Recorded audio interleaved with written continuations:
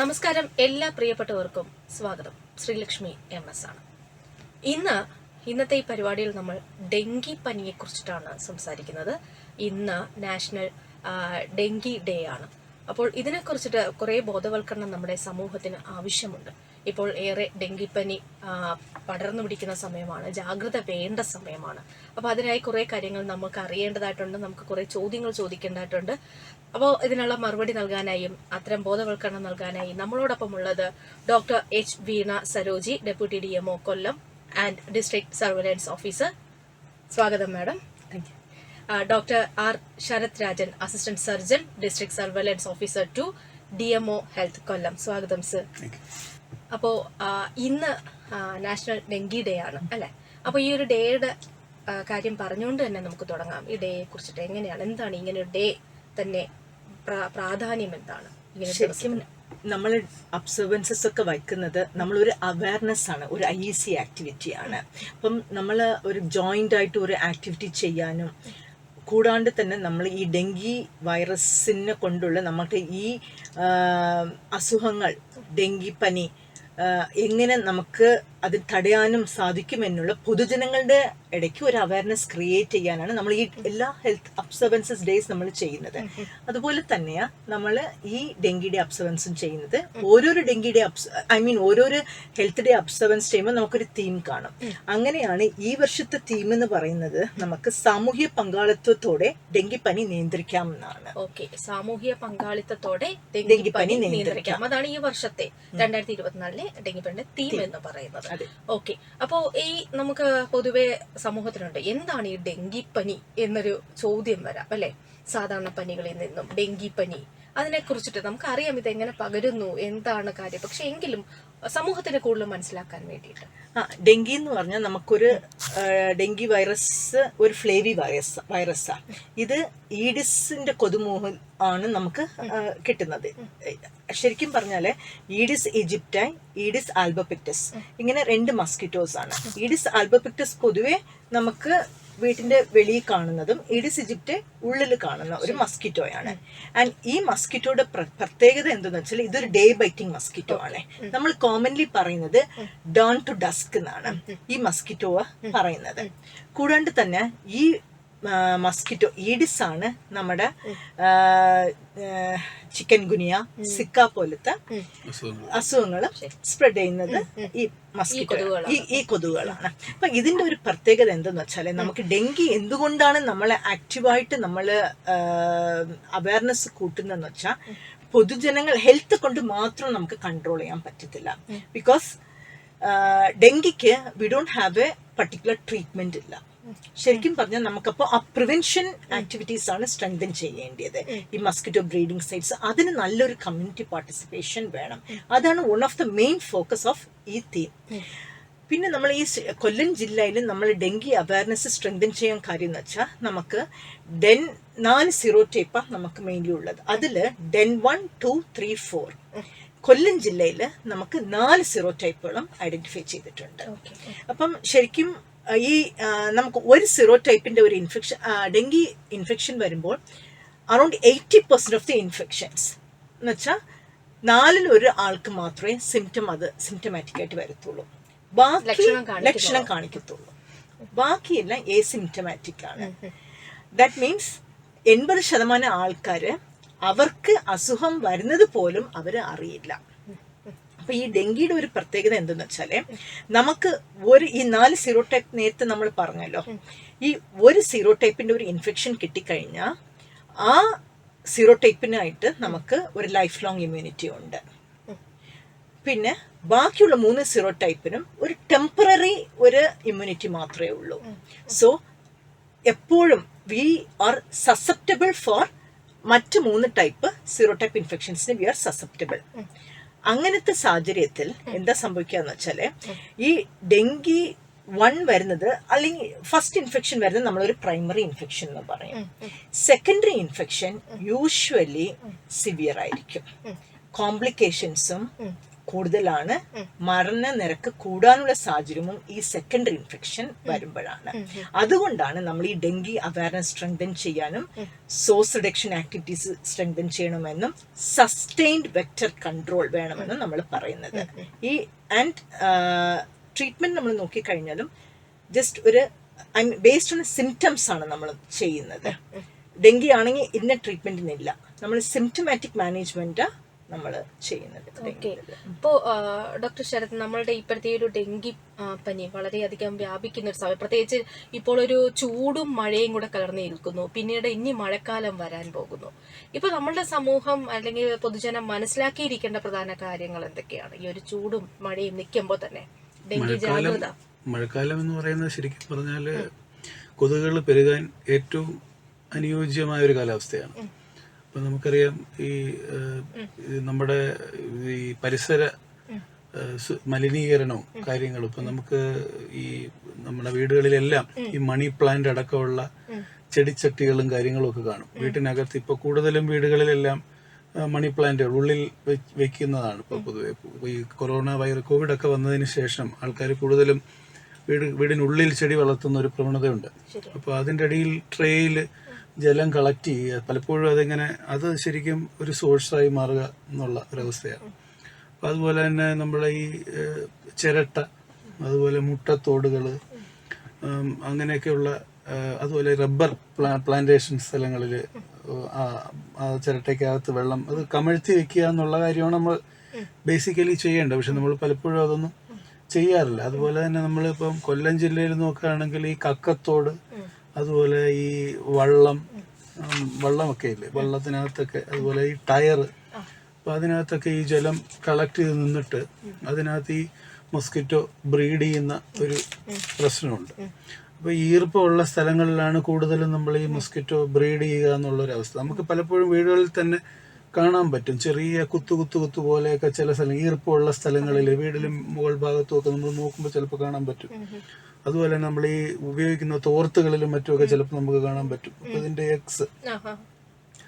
അപ്പൊ ഇത് നമ്മൾ വളരെ കെയർഫുൾ ആയിട്ട് നമ്മൾ ഈ സമയത്ത് ഇതിനെ ഹാൻഡിൽ ചെയ്യുക എന്നുള്ളതാണ്. അപ്പൊ നമ്മൾ ശരിക്കും ഇങ്ങനെയുള്ള സോഴ്സുകൾ നമ്മൾ തന്നെ വീടുകളിൽ കണ്ടെത്തിയിട്ട് നമ്മളത്, അതുപോലെ ഫ്രിഡ്ജ് ഒരു വലിയ ഇഷ്യൂ ആണ്. അപ്പോൾ ഫ്രിഡ്ജിന്റെ ഇപ്പോഴത്തെ ഒരു അവസ്ഥ അനുസരിച്ച് ഇപ്പോൾ അതിന്റെ തോതൊക്കെ കമ്പാരിറ്റീവ്ലി നല്ല രീതിയിൽ കുറഞ്ഞിട്ടുണ്ട്. കാരണം ഇപ്പോഴത്തെ ഫ്രിഡ്ജുകളിൽ അങ്ങനത്തെ അടിയിൽ ട്രേയിൽ വെള്ളം കളക്ട് ചെയ്യുന്ന ഒരു പരിപാടിയൊന്നും വലുതായിട്ടില്ല.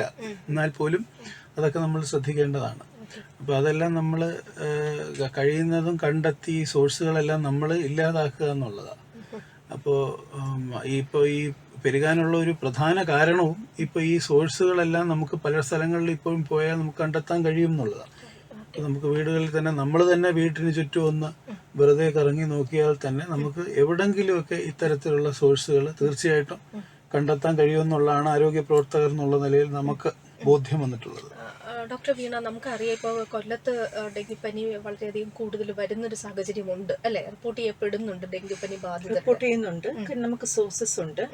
പിന്നെ കൂടാണ്ട് തന്നെ നമ്മൾ ഡോക്ടർ ശരത് പറഞ്ഞതുപോലെ തന്നെ നമുക്ക് ഈ മസ്കിറ്റോ എന്ന് പറഞ്ഞാല് ഈ ആർട്ടിഫിഷ്യൽ കളക്ഷൻസിലും ഫ്രഷ് വാട്ടറിലും ബ്രീഡ് ചെയ്യുന്നതാണ്. അപ്പം ഇതിന്റെ ഒരു പ്രത്യേകത എന്ന് വെച്ചാൽ ഈ എഗ്സ് വന്നിട്ട് ഒരു heat resistant for more than A year പറ്റും. ഇതിനൊരു സാധാരണ നമ്മൾ ഈ ചെടിക്ക് വെള്ളം തെളിക്കുമ്പോൾ സ്പ്രിംഗ്ലറിന് ഒരു തുള്ളി വെള്ളം കിട്ടിയാൽ മതി. അതിനൊരു ഫേവറബിൾ സർക്കംസ്റ്റാൻസ് വരുമ്പം അത് അഡൽട്ടായിട്ട് ഡെവലപ്പ് ചെയ്യാനുള്ള എല്ലാ സാധ്യതകളും ഉണ്ട്. അപ്പം ശരിക്കും നമ്മൾ വർക്ക് ചെയ്യേണ്ടത് ആൻഡ് ഒരു അഡൽട്ട് മസ്കിറ്റോയുടെ സൈക്കിൾ എന്ന് വെച്ചാൽ ഒരു എഗ് ടു ഇത് 7 to 10 days. ഈ 7 to 10 days ഇത് അഡൽട്ട് ആകാണ്ടിരിക്കണം. ആൻഡ് അഡൽട്ട് മസ്കിറ്റോ, അതും ഫീമെയിൽ മസ്കിറ്റോ മാത്രമേ ബ്ലഡിൽ മീൽ എടുക്കത്തുള്ളൂ. കാര്യം അതിൻ്റെ ഒരു മുട്ടയിടാൻ അതിന് ബ്ലഡ് മീൽ ആവശ്യമാണ്. സോ ഈ ഫീമെയിൽ മസ്കിറ്റോ ആണ് ചെയ്യുന്നത്. നമ്മൾ അത് ഒരു ട്രാൻസ്മിഷൻ സൈക്കിൾ ബ്രേക്ക് ചെയ്യാനാണ് നമ്മൾ ഈ സോഴ്സ് റിഡക്ഷൻ ആക്ടിവിറ്റീസ് നമ്മൾ പറയുന്നത്. അതുകൊണ്ടാണ് സസ്റ്റെയിൻഡ് വെക്ടർ കൺട്രോൾ നമ്മൾ മെഷേഴ്സ്. അപ്പൊ ഇപ്പം ഈ ഡെങ്കി പനി ബാധിതർ മനസ്സിലാക്കി അല്ലെങ്കിൽ അവരെടുക്കേണ്ട ഒരു മുൻകരുതലുകൾ എന്തൊക്കെയാണ്? ഡെങ്കി ബാധിതർ ഇപ്പൊ ഫസ്റ്റ് ഓഫ് ഓൾ എവറിത്തിങ് നമ്മൾ ഓരോരുത്തരും സോഴ്സ് റിഡക്ഷൻ മസ്റ്റ് നമ്മുടെ ഏരിയയിൽ നമ്മളൊന്ന് ഉറപ്പാക്കുക. ആൻഡ് നെക്സ്റ്റ് നമുക്ക് പനി വരുമ്പോൾ ഇപ്പം നമുക്ക് ഡെങ്കി പനി ആണെങ്കിൽ നമുക്കറിയാം നല്ല കടുത്ത പനിയായിരിക്കും, ദേഹവേദന, തലവേദന, റെട്രോ ഓർബിറ്റൽ പെയിൻ എന്നാ പറയുന്ന കണ്ണിന്റെ പെർഗോട്ട് വേദന, നെക്സ്റ്റ് കണ്ണു ചുമപ്പ്, ഛർദി, വയറുവേദന, ഇങ്ങനെയുള്ള സിംറ്റംസ് ആയിട്ടാണ് അതിന്റെ ലക്ഷണങ്ങൾ. അപ്പം യൂഷ്വലി ക്ലാസിക്കൽ ഡെങ്കിയിൽ നമുക്ക് കൂടിയ കൂടുതൽ വോമിറ്റിങ്ങും ഒന്നും ഇല്ലാണ്ടും ജസ്റ്റ് ഒരു മൈൽഡ് സിംറ്റമാറ്റിക് ആയിട്ടും പോവാം, വാർണിംഗ് സൈൻ ഇല്ലാണ്ട് പ്രസന്റ് ചെയ്യാം. ഫീവർ വന്നു കഴിഞ്ഞാൽ യൂഷ്വലി ഒരു 3 to 5 days നന്നായിട്ട് പനിക്കും. പക്ഷേ എപ്പോഴും ഡെങ്കിക്ക് ബ്ലഡ് ഇൻവെസ്റ്റിഗേഷൻസ് ഒരു സപ്പോർട്ടീവാണ്. നമ്മൾ ഒരു പൊതുജനമായിട്ട് നമ്മൾ മനസ്സിലാക്കേണ്ട കാര്യം, ഒരിക്കലും നമ്മൾ സാധാരണമായിട്ട് കഴിക്കുന്ന ആസ്പിരിനും മറ്റ് പെയിൻ കില്ലേഴ്സും ഉപയോഗിക്കാൻ പാടില്ല. കാര്യം ബ്ലീഡിങ്ങിന് സാധ്യത കൂടുതലാണ്. അതാണ് ഏറ്റവും പ്രധാനം നമ്മുടെ ജനങ്ങൾ ചെയ്യേണ്ടത്. കാര്യം നമ്മൾ എന്താ ചെയ്യുക, ഒരു പനി വന്നോണ്ട് ആശുപത്രിക്ക് പോകാൻ മടിച്ച് നമ്മൾ ഒരു മെഡിക്കൽ ഷോപ്പിൽ പോയി ഓവർ ദ കൗണ്ടർ എനിക്ക് മേലുവേദനയ്ക്ക് ഒരു മരുന്ന് വേണമെന്ന് പറയും. ശരിക്കും അത് ചെയ്യാൻ പാടില്ല. നമുക്ക് പാരസ്റ്റമോൾ കഴിക്കാം. ആൻഡ് ശരിക്കും ഡോക്ടറിനെ കണ്ട്, കാര്യം വൈറ്റൽസ് മോണിറ്റർ ചെയ്യേണ്ടതുണ്ട്. ബാക്കി ബ്ലഡ് ഇൻവെസ്റ്റിഗേഷൻസും ചെയ്ത് നമുക്ക് 1 to 5 days dengue NS1 antigen ELISA നമ്മൾ ചെയ്യുമ്പോൾ നമുക്ക് പോസിറ്റിവിറ്റി ആണെങ്കിൽ നമ്മൾ ഇറ്റ് ഇസ് കൺഫർമേറ്ററി. ശരിക്കും നമ്മൾ ഒരു പനി വന്നാൽ ചെന്ന് നേരെ മരുന്ന് വാങ്ങിച്ച് കഴിക്കരുത്. ഇല്ല, ലക്ഷണം കൃത്യമായിട്ട് നോക്കുക അല്ലേ. അപ്പൊ മറ്റു മരുന്നുകൾ കഴിച്ചുകൊണ്ടിരിക്കുന്ന ഒരു കൂട്ടത്തിൽ കാണുമല്ലോ, മറ്റെന്തെങ്കിലും അസുഖങ്ങൾക്കും മരുന്ന് കഴിക്കുന്നവരും ഉണ്ടാകുമല്ലോ. അതാ നമ്മള് ഡോക്ടറിനെ കാണാൻ പറയുന്നത്. കാരണം ഇപ്പൊ ഫോർ എക്സാമ്പിൾ ബ്ലീഡിങ് നമുക്ക് ലൈക്ക് ഫോർ ആന്റിപ്ലേറ്റഡ് ഡ്രഗ്സ് അങ്ങനെ എന്തെങ്കിലും കഴിക്കുവാണെങ്കിൽ ഡോക്ടർ മോണിറ്റർ ചെയ്തിട്ട് അതിൻ്റെതാ നോക്കും. കാര്യം ഡെങ്കിപ്പനിയിൽ ഇപ്പൊ നമുക്ക് റാഷസ് വരാം, എക്കിമോസിസ് വരാം. ഇതൊക്കെ ചിലപ്പോൾ സൈൻസ് ഓഫ് ബ്ലീഡിങ് കൂടുന്നതാണ്, നമുക്ക് സസ്പീഷ്യസ് വരുന്നതാണ്. അപ്പൊ നമ്മൾ അത് അനുസരിച്ചിട്ടാണ് നമ്മുടെ മാനേജ്മെന്റ് ചെയ്യുന്നത്, ആസ് എ സിംറ്റമാറ്റിക് മാനേജ്മെന്റ്. അപ്പൊ ഈ 5 days അപ്പൊ ചിലർ എന്ത് ചെയ്യും, ഒരു 3-4 ദിവസം കഴിയുമ്പോൾ പനി കുറഞ്ഞു, ഇനി കുഴപ്പമില്ല എന്ന്. പക്ഷെ അങ്ങനല്ല. പനി കുറയുന്ന നെക്സ്റ്റ് ഡേ ആണ് ചിലപ്പോൾ ഒരു ക്രിട്ടിക്കൽ സ്റ്റേജ് ആവാം. ഓക്കെ, അപ്പം നമ്മൾ സൂക്ഷിക്കുക.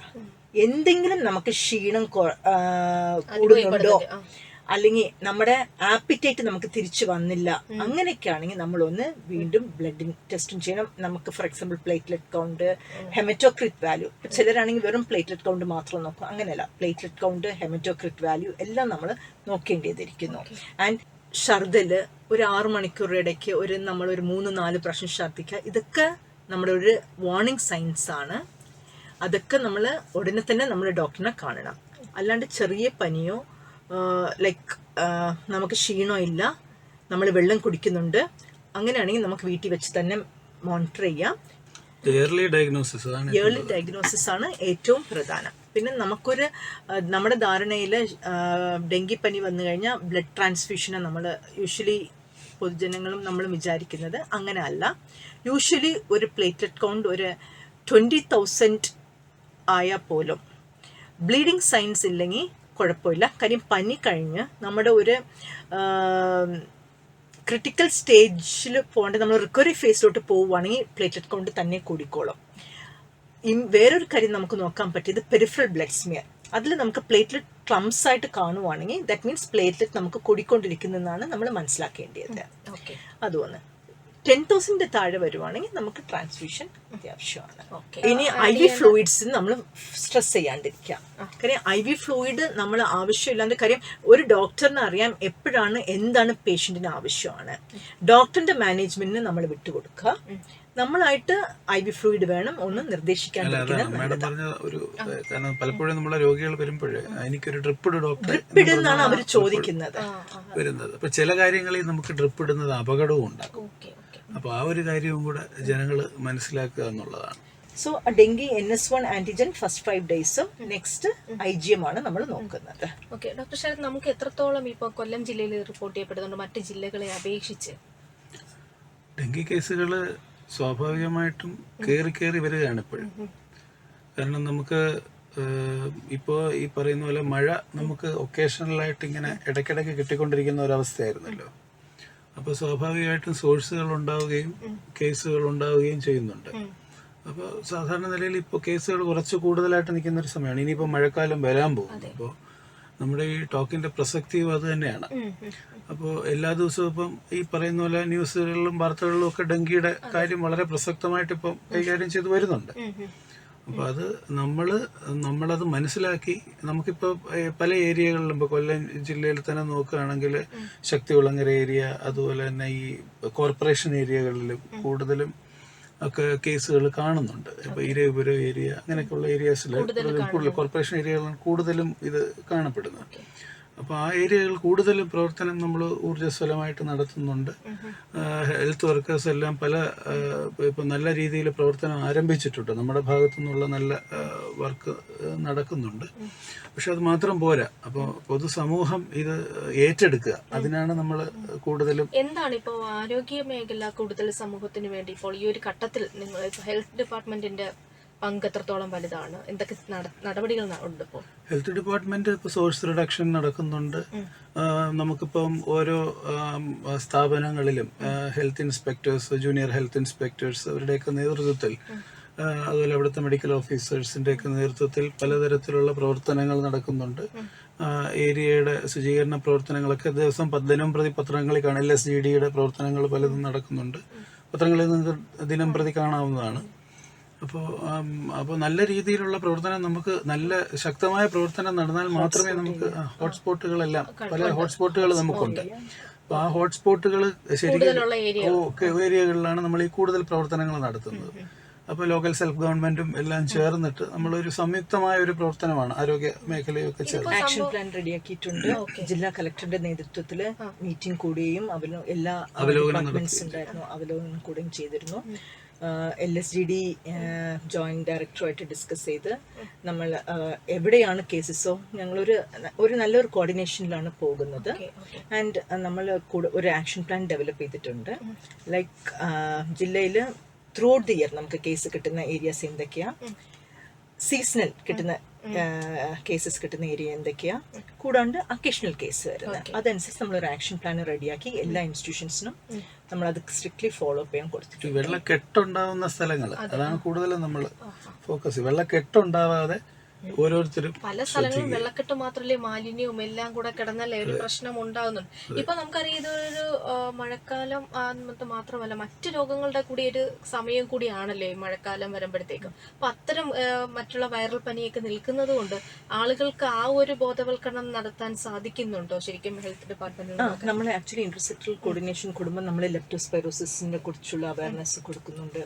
കൂടാണ്ട് നമ്മൾ വാട്ടർ ബോൺ ഡിസീസസ് വേറൊരു ത്രെറ്റ്. ഇപ്പോൾ വാട്ടർ ബോൺ ഡിസീസസ് വയറിളക്കം കൂടുന്നത്, നെക്സ്റ്റ് നമുക്ക് ഹെപ്പറ്റൈറ്റിസ് എ വരാണ്ടിരിക്കാൻ വെള്ളം തിളപ്പിച്ചാറിയ വെള്ളം കുടിക്കാവൂ, വാട്ടർ സാമ്പിൾ ടെസ്റ്റ് ചെയ്യണം.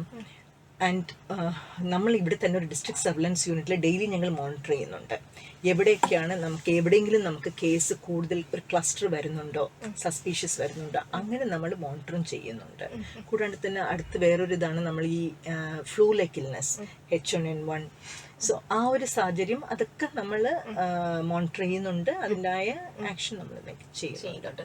ഇതിന്റെ ഈ ഡിസ്ക് കൊതുകളുടെ ഒരു പ്രജനന രീതി അതെങ്ങനെയാണ്? ശരിക്കും പറഞ്ഞാൽ ഇതൊരു ഡേ ബൈറ്റിംഗ് മസ്കിറ്റോ ആണ്. അപ്പം നമ്മൾ നേരത്തെ പറഞ്ഞതുപോലെ ഈ ഈഡിസ് വന്നിട്ട് നമുക്ക് ഇതിന് ഒരു വെള്ളം ഉള്ള ഒരു ഇത് വേണം ഇതിന് എഗ് ലേ ചെയ്യാൻ. അപ്പം ബ്ലഡ് മീലൊക്കെ കഴിഞ്ഞിട്ട് ശരിക്കും ഒരു ബ്ലഡ് മീൽ വേണം. അപ്പം നമ്മുടെ ഈ മസ്കിറ്റോ ഈ വെള്ളത്തിന്റെ ടോപ്പിൽ പോയി മുട്ടയിടും. മുട്ടയിട്ട ശേഷം ശരിക്കും അതിനൊരു 7 to 10 days ആണ് സൈക്കിൾ മൾട്ടിപ്ലൈ ആവുന്നത്.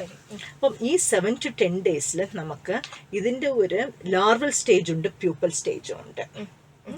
ആൻഡ് ഈ ലാർവൽ സ്റ്റേജും പ്യൂപ്പൽ സ്റ്റേജും നമുക്കൊരു ട്രാൻസ്മിഷൻ കട്ട് ചെയ്താൽ മാത്രമേ നമുക്ക് അഡൽട്ട് മസ്കിറ്റോ ആയിട്ട് വരാണ്ടിരിക്കാൻ നമ്മൾ നോക്കാം. ഇതിനാണ് നമ്മൾ സോഴ്സ് റിഡക്ഷൻ ആക്ടിവിറ്റീസ് നമ്മൾ ചെയ്യുന്നത്. ആൻഡ് ഈ സോഴ്സ് റിഡക്ഷൻ ആക്ടിവിറ്റീസിൻ്റെ മൂലം നമുക്ക് ഫോർ എക്സാമ്പിൾ നേരത്തെ ഡോക്ടർ ശരത് പറഞ്ഞതുപോലെ ലൈക്ക് എല്ലാ കണ്ടെയ്നർ എലിമിനേഷൻസ്, നെക്സ്റ്റ് എവിടെയെങ്കിലും ചെറുതായിട്ട് നമുക്കൊരു ഇപ്പോൾ ഫോർ എക്സാമ്പിൾ നമ്മൾ കഴിഞ്ഞ ഒരു ഫെബ്രുവരി ലോഞ്ച് ചെയ്തൊരു പ്രോഗ്രാമാണ് ഡ്രൈ കണ്ടെയ്നർ എലിമിനേഷൻ. എന്നുവെച്ചാൽ മഴയില്ലാത്ത സമയമാണ്, പക്ഷെ എന്നിട്ട് നമുക്ക് കേസസ് ഉണ്ട്. അത് നമുക്ക് ഈ ചെറിയൊരു വെള്ളം മതി കേസ് വരാൻ. അപ്പം ഈ ഡ്രൈ കണ്ടെയ്നേഴ്സ് കംപ്ലീറ്റ് എലിമിനേറ്റ് ചെയ്യുക ടു റെഡ്യൂസേഴ്സ്. അപ്പം നമുക്ക് ഏപ്രിലിൽ നല്ല തോതിൽ നമുക്കൊരു കേസ് റിഡക്ഷൻ ഉണ്ടായിരുന്നു. അങ്ങനെ നമുക്ക് ഈ ഒരു ട്രാൻസ്മിഷൻ സൈക്കിൾ ഒന്ന് ബ്രേക്ക് ചെയ്യാനാണ് നമ്മൾ ആക്ടിവിറ്റീസ് ചെയ്യുന്നത്. ആൻഡ് കൂടാണ്ട് തന്നെ ഈ മസ്കിറ്റോ എങ്ങനെയെന്ന് വെച്ചാൽ from usually person to person transmission ആയിട്ടല്ല, പക്ഷെ ഒരു ഡെങ്കി ഇൻഫെക്റ്റഡ് പേഴ്സൺ അപ്പോൾ ഈ ഫസ്റ്റ് 5 days നല്ല വൈറീമിയ ഉള്ള ഒരു സമയമാണ്, വൈറീമിയ ആണ്. അപ്പൊ ഈ വൈറീമിയ ഉള്ള സമയത്ത് എന്താന്ന് വെച്ചാൽ ഈ മസ്കിറ്റോ വന്നിട്ട് ബൈറ്റ് ചെയ്തിട്ട് ഇൻഫെക്റ്റഡ് പേഴ്സണിൽ നിന്ന് ബൈറ്റ് ചെയ്ത് കഴിഞ്ഞാൽ so it multiplies and then it can give it to an other infected person.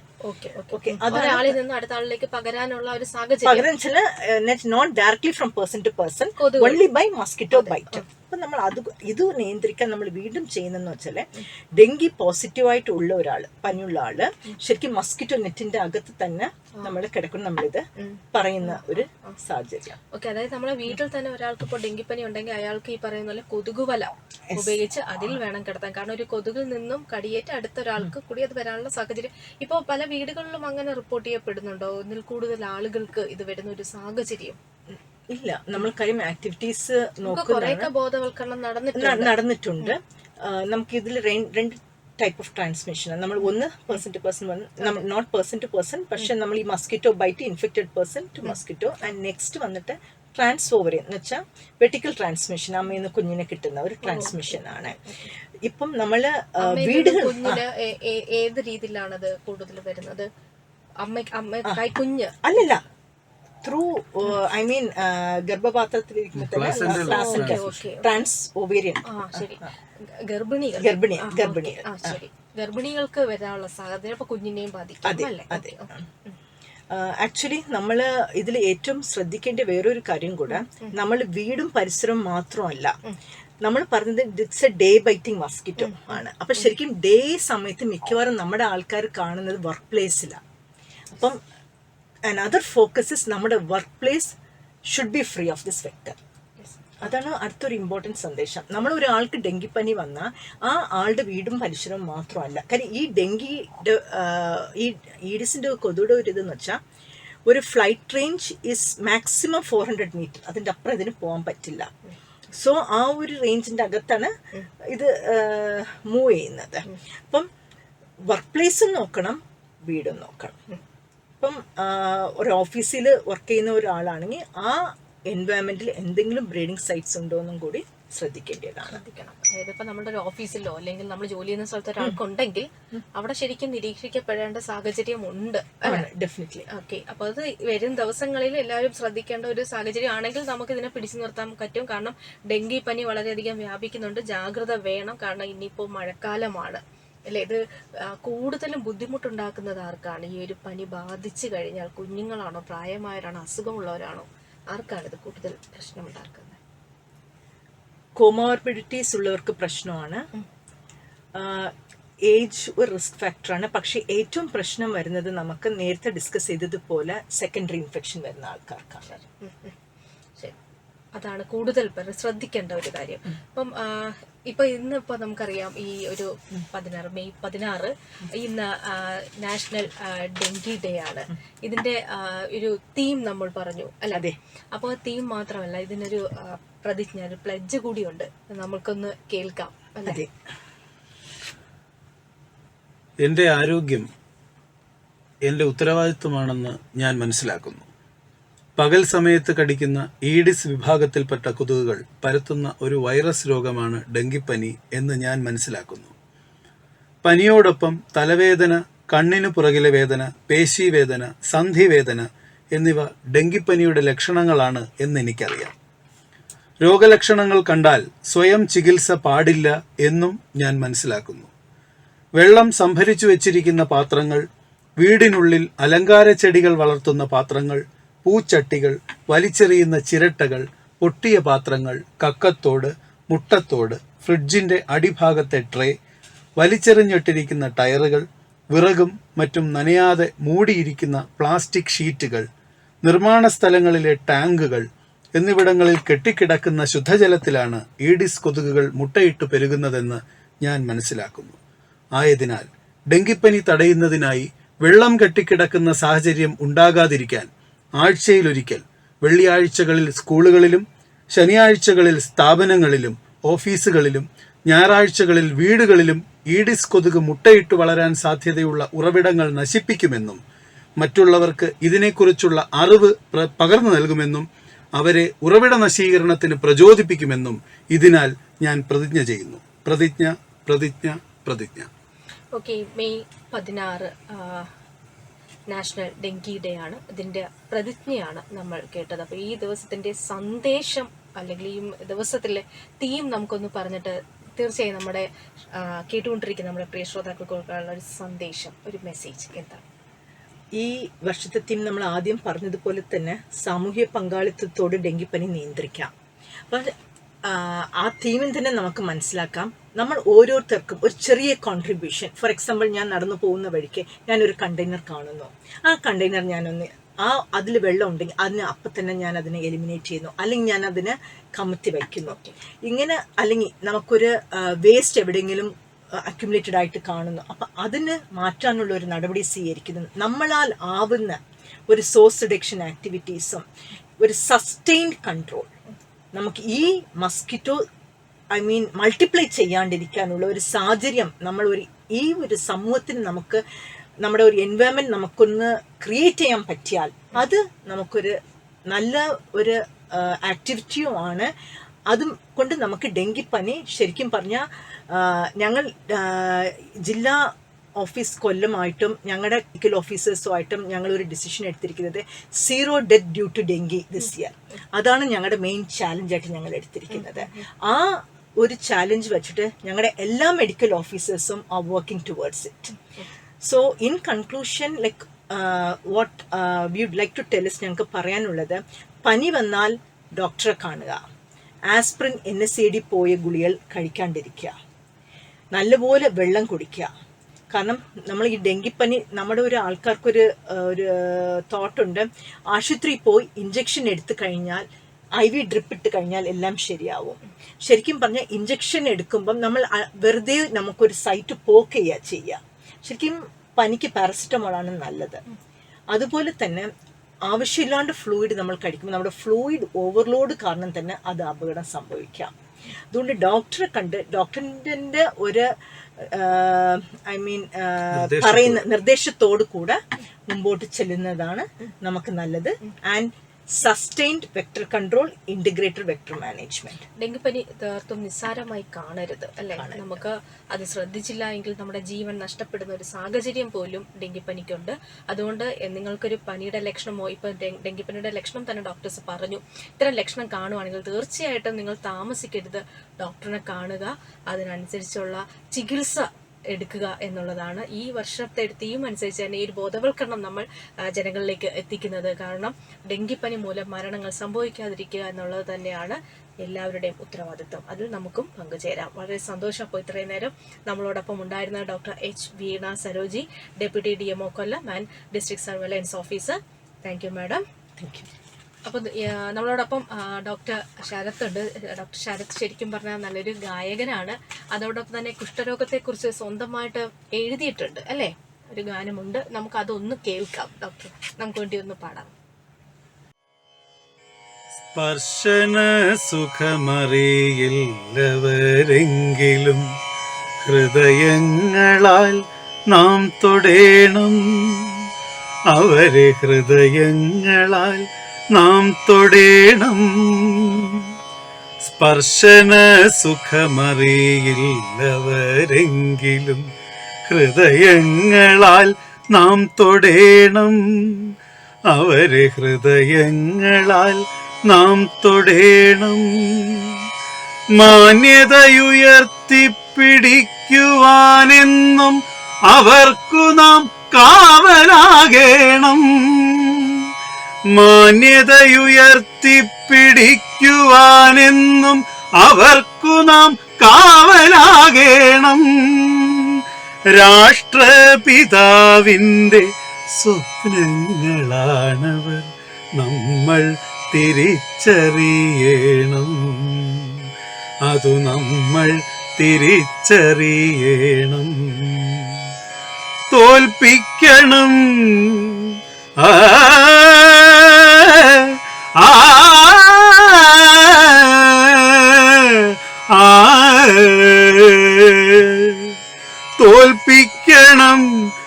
രോഗമില്ലാതെയാകണം, വിജയിക്കണം, നമ്മളൊന്നാകണം. തോൽപ്പിക്കണം, രോഗമില്ലാതെയാകണം, വിജയിക്കണം, നമ്മളൊന്നാകണം. ഹൃദയത്തിലെന്നും അവർക്കു വാഴാനൊരു സ്നേഹത്തിൻ കൂടൊരുക്കേണം. ഹൃദയത്തിലെന്നും അവർക്കു വാഴാനൊരു സ്നേഹത്തിൻ കൂടൊരുക്കേണം. ഒരു സ്നേഹത്തിൻ കൂടൊരുക്കേണം. എത്ര മനോഹരം അല്ലേ ആലാപനവും ആ വരികളും. ഇപ്പോൾ ഡോക്ടർ ശരത് തന്നെ എഴുതിയ കുഷ്ഠരോഗത്തെ കുറിച്ചിട്ട് അദ്ദേഹം തന്നെ എഴുതിയ വരികളാണ് നമുക്കായി ആലപിച്ചത്. സന്തോഷം ഡോക്ടർ, നന്ദി. അപ്പോൾ നമ്മളോടൊപ്പം ഈ ഗാനം ആലപിച്ചത് doctor R Sarath Rajan, assistant surgeon, district surveillance officer two DMO health Kollam. Thank you doctor. അപ്പോൾ ഡോക്ടേഴ്സിനൊപ്പം പരിപാടി നിന്നും വിട പറയുന്നു ശ്രീലക്ഷ്മി FS.